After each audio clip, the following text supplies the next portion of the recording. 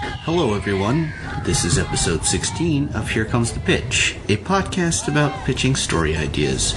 Today's guest, Al Sparrow, will be pitching a horror story called Planet Hell. I would compare this story to the movies Bill and Ted's Bogus Journey and What Dreams May Come. I'm your host, Derk Harron, and without further ado, here comes the pitch.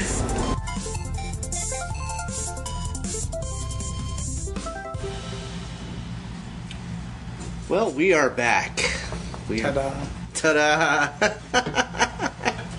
Well, thanks for coming back, Al. Okay. And the last episode, you heard my pitch about Cupid. I thought it was interesting how we kind of went sci-fi with it. Sure. Towards the end, there was a really good twist to it. I even thought, it just kind of came to me where, it could be just like a single issue comic book too, where it's just, sure. It's just a self-contained story. It doesn't have to have a series behind it or even a mini series. It could just be just a single issue type of comic. Even just a short story written out. Yeah, just a short story written out. When I pitched it to you, I was thinking of maybe it could be a play. It would be interesting because really all it is just 4 characters. You'd have to get some really good dart players. Okay, yeah. Or have the darts being thrown off stage. Oh my God, another 20. Oh my goodness. Yeah, there's that too, where or they're just invisible. You go. You just play it like it. I just got hit by a dart. Don't bring mime into this. No. There's only so much of that I can take. Yeah. Well, when you're doing a play, it's all make believe as sure. well. So you're just you gotta deal with less. Less is more, because you're using your imagination. But now we're back. Ta-da. And I promised the pitch from hell. You promised the pitch from hell, which yes. That's very intriguing. I'm already what's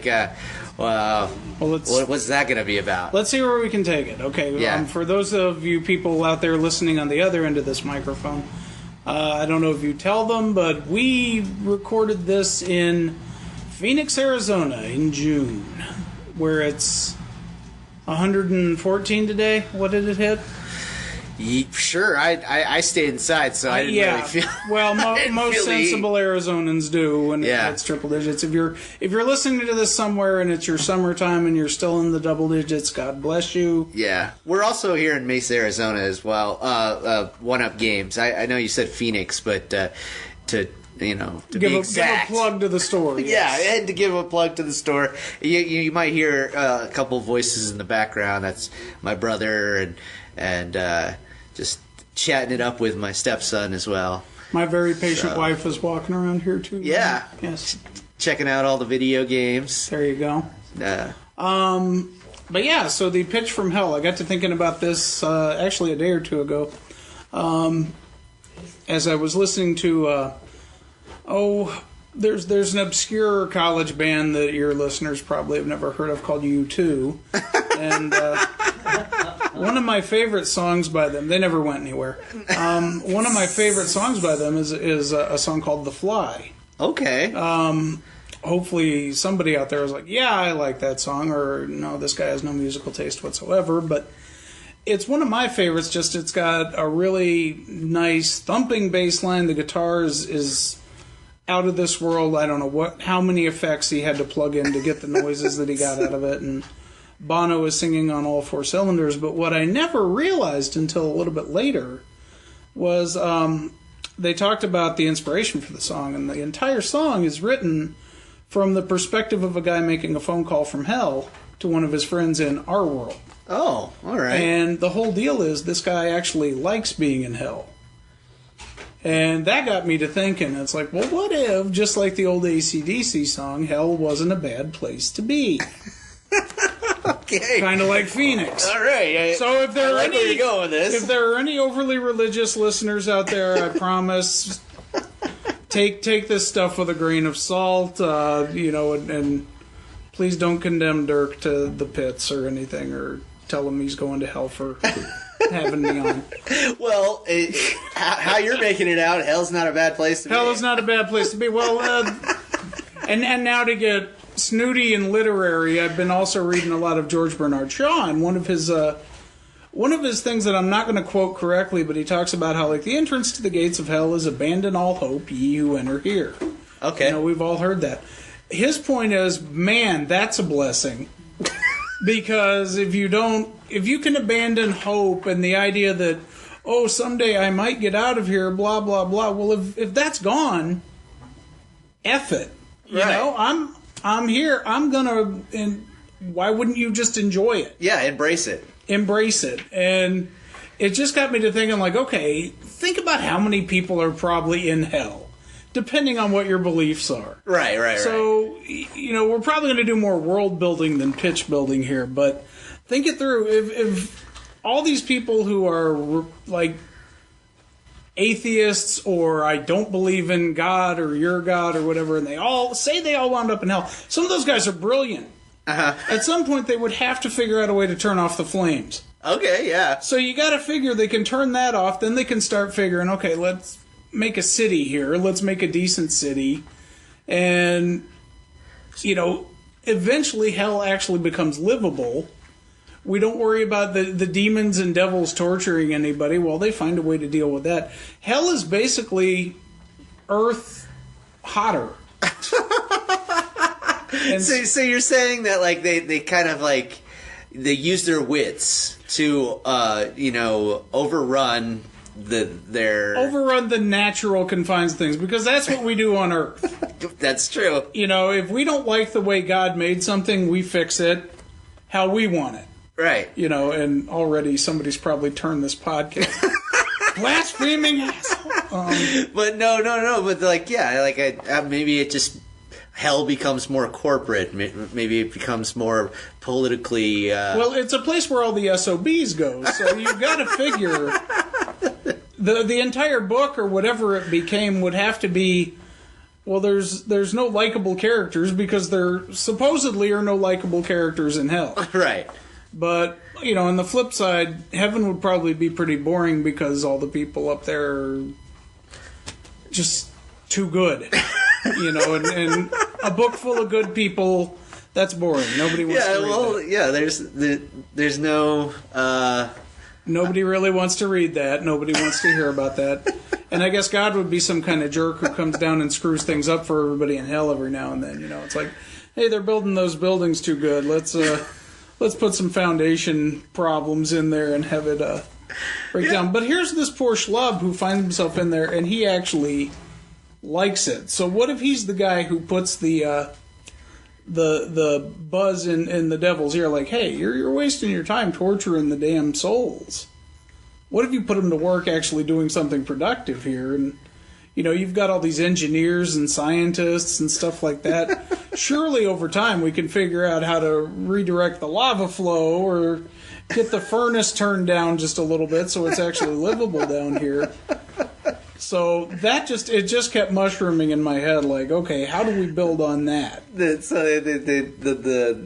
guess the global warming of hell, like they're it's already hot. So yeah, but they've figured out a way of, like, I don't know, somehow, containing it at least. Yeah, well, and that all depends. There are some people who don't believe that hell is the lake of fire that the Bible would say that it is. It's just the absence of God. So really, it's just an endless void where, there's nothing there. So if there's nothing there, somebody's going to figure out how to put something there. So that's interesting. So, like, yeah, that this person, the whisperer, tells the devil, like, hey, even though this is just, like, pure darkness, like, you could create something here. Like, you could be your own God. Well, like, Satan was the morning star. He was the angel of light. So there you go. What if it was like, hey, make the supreme sacrifice here, which Satan literary Satan would never do. But, boom, in his final act, he brings forth light in this realm. Interesting. And, who knows? I also got to thinking, going back to The Fly, the song, here's this guy calling his buddy. Well, there's so many stories about angels and all like that trying to bring, bad souls to good, and right. teaching them, that, hey, there's God and you should follow him. And what if we took it the other way? What if this guy's, making prank calls to people or just calling his buddies and saying, hey, you know what? Church sucks, don't go. Or, just something to basically keep them from doing good. Okay. Because he's trying to get them down there. Maybe they have quotas. Interesting. Or something like, you don't see too many stories along those lines where it's like, okay, I've got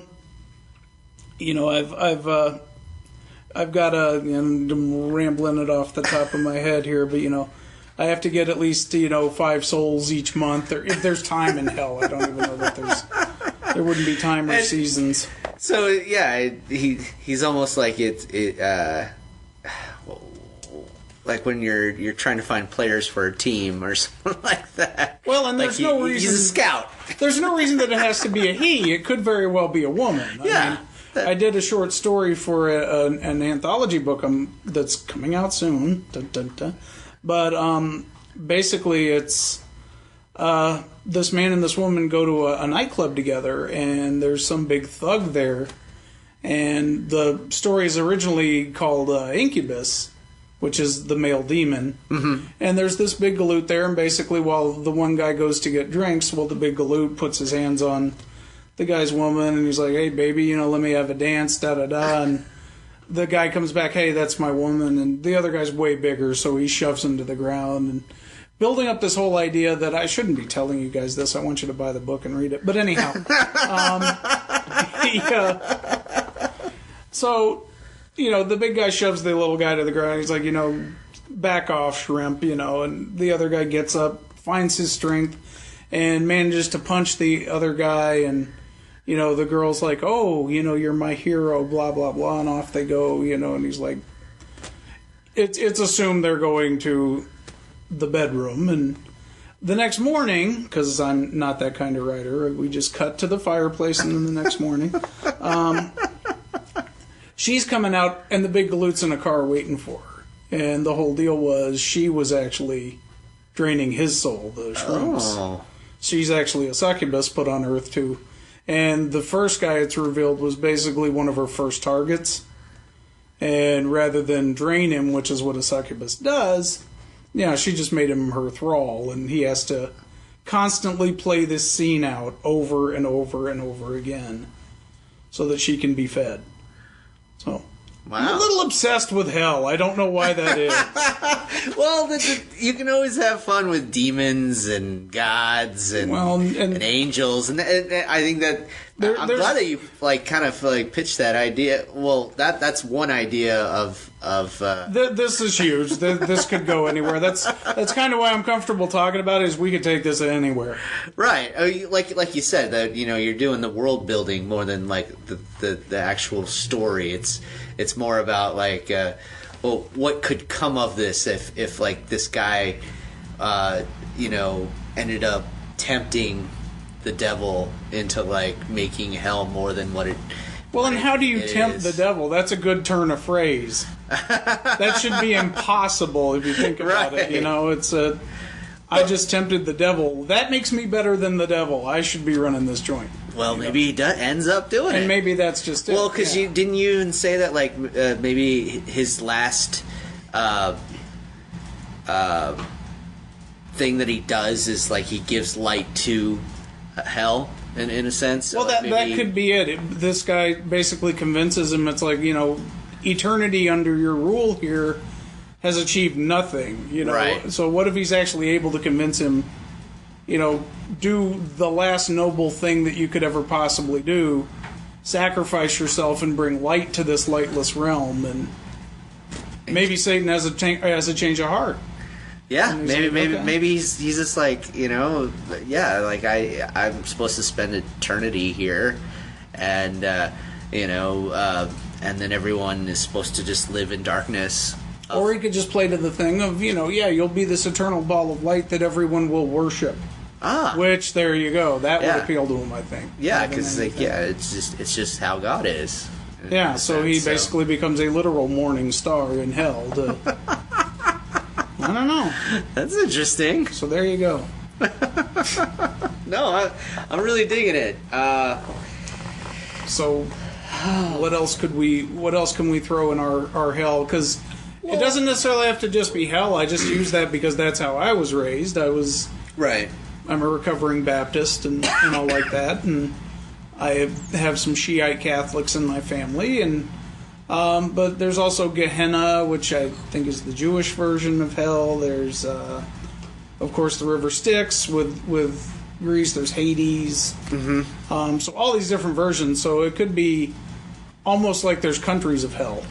Well, I think that, if it was like a short story or like even a novel, like you could just think of like all the people that deserve to be in hell and how now they're taking advantage of the situation that has occurred, where now like hell has turned into like a new type of like earth in a sense.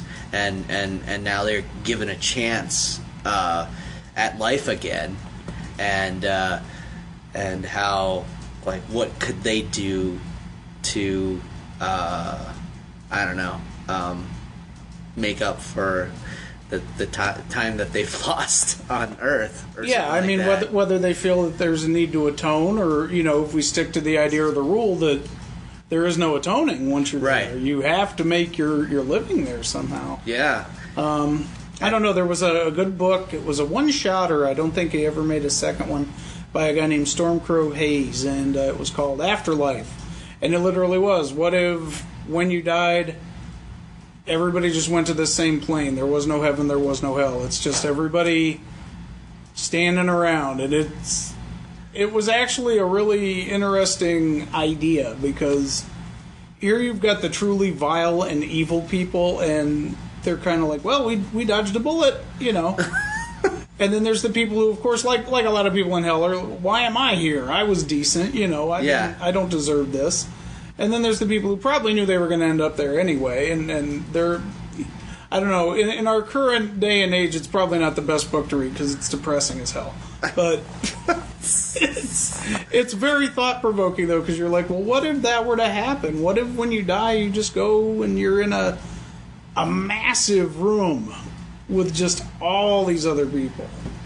And, people you knew, people you never knew, famous people, everybody. Right. Doesn't matter what you were. And just, what do you do while you're in this room? And nothing. It's amazing that he filled 180 pages with just people. The underlying story was there was one character, and he knew a girl in the other life, and he was determined to try and find her. Okay. Amid billions of people. Right. So good luck.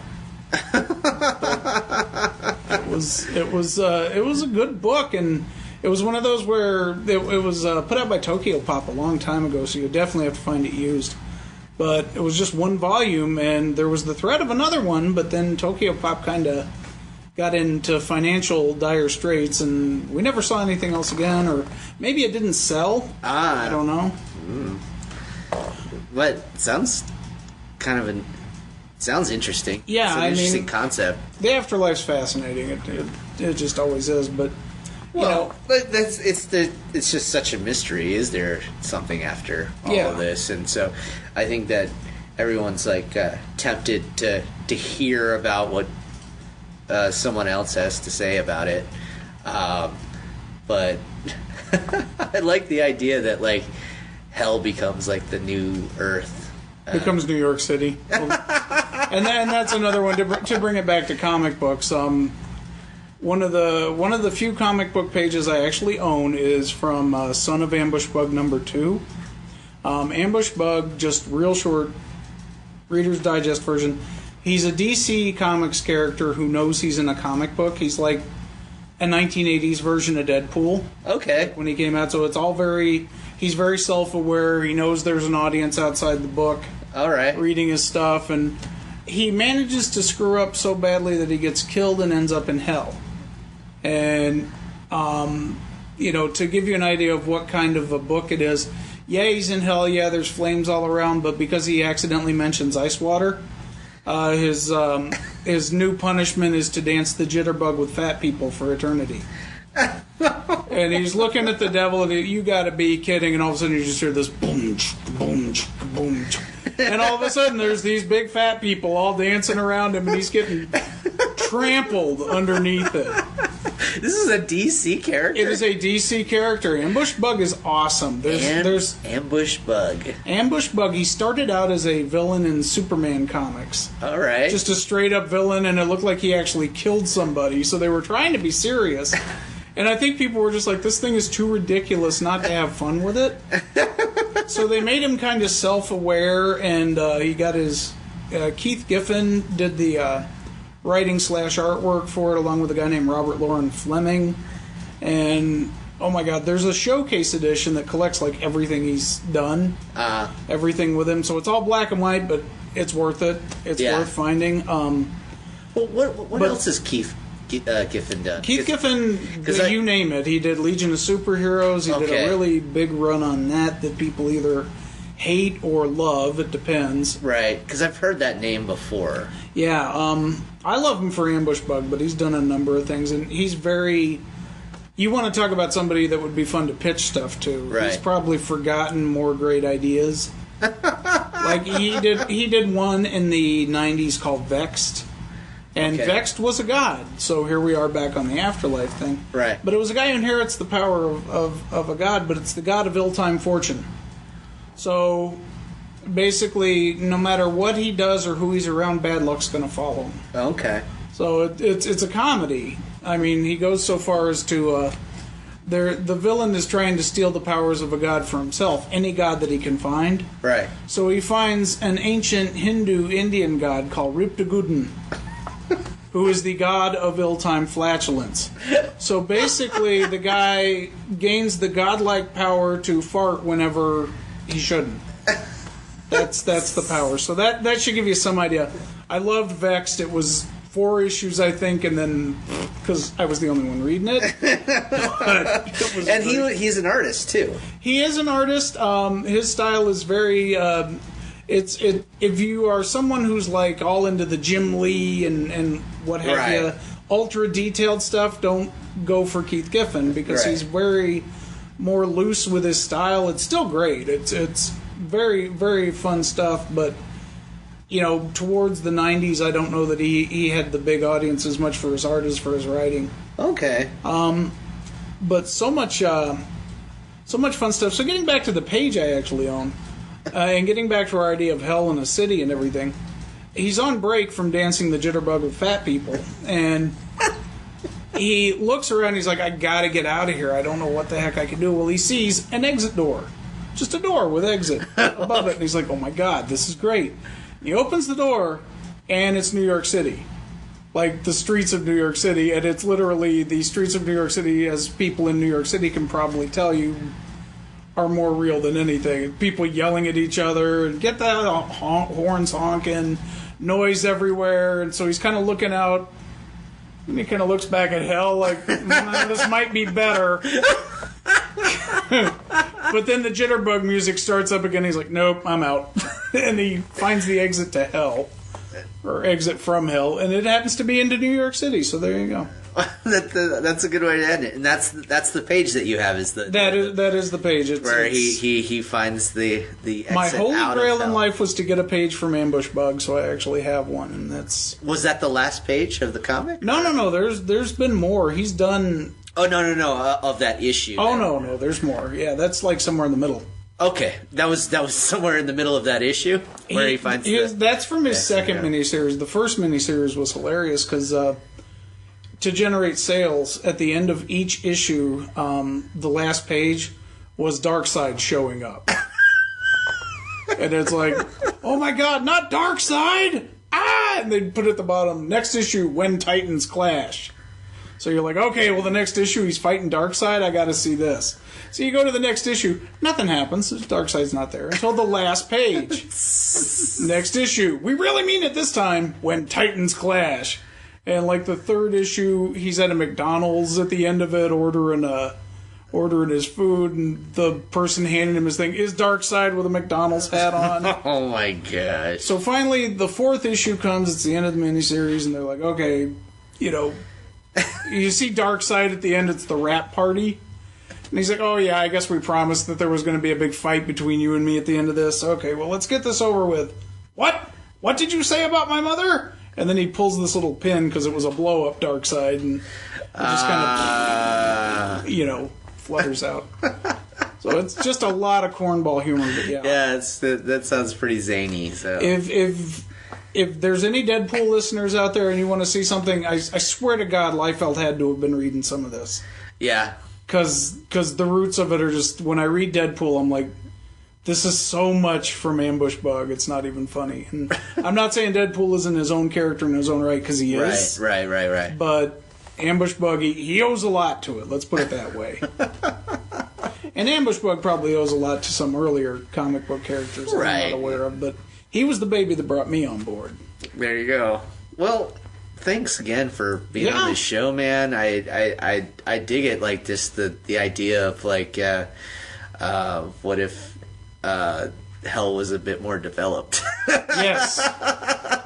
Well, it just seems like a long time to sit around burning. And again, I want to stress to your listeners that please don't take this too seriously, because I'm not, or question, whether I'm going to hell, because I abide by the old poet from the 20th century, Don Marquis, who was like, if you ever get depressed in life, just think about how much better this place is than hell. Of course, it won't cheer you up much if you expect to go there. So, oh, there you go. There's always that. So can I cheap plug real quick? Yeah, okay. Sure. Real quick, if you actually want to find out the stuff that I do, I write a book called Thugs, which is basically a superhero satire, and it's answering the question nobody wanted to know: what would happen if two ordinary henchmen got lucky and shot Batman and Robin? Now, obviously, I don't have Batman and Robin in this book. They're XP versions, but basically, it's superheroes are all jerks, and they're all out to avenge their fallen comrade, even though he wasn't that likable a person. And, of course, all the supervillains are mad because they got shown up by two ordinary henchmen. So I do the writing chores on that. A very talented artist named Stephen Reed does the art chores. He used to work at Fox Animation Studios, so if you hated Anastasia, you can blame him. That was all his fault. No, I actually liked Anastasia. I liked Fox Animation Studios. I thought they put out some great stuff. He has fun stories to tell.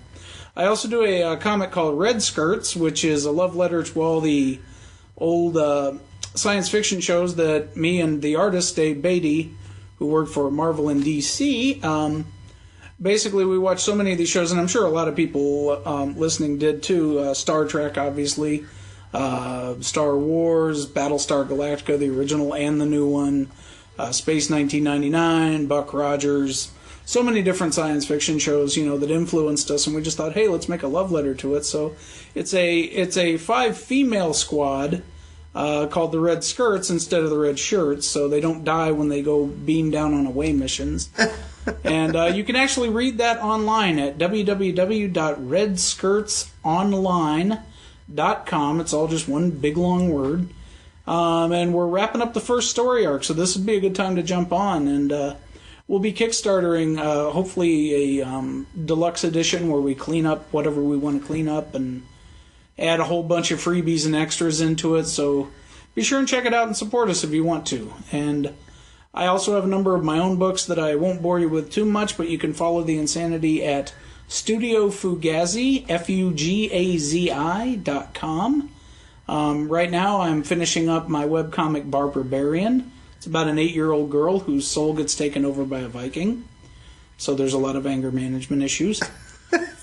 And that's going to get replaced with my elf story, which I will broadcast now is going to be called Tits the Elf. So there we go. Because as we all know, elves are very androgynous and you can't really tell the women from the men. Well, what would happen if an elf got born with boobs? That's not even a pitch. This will be coming out later this year. So, man, I get your humor, man. That's good. And I like it. I dig it. Thanks again for being on the show again. And yeah, just check out Al Sparrow, man. He's a funny dude. Thank you. That was fun. That was good.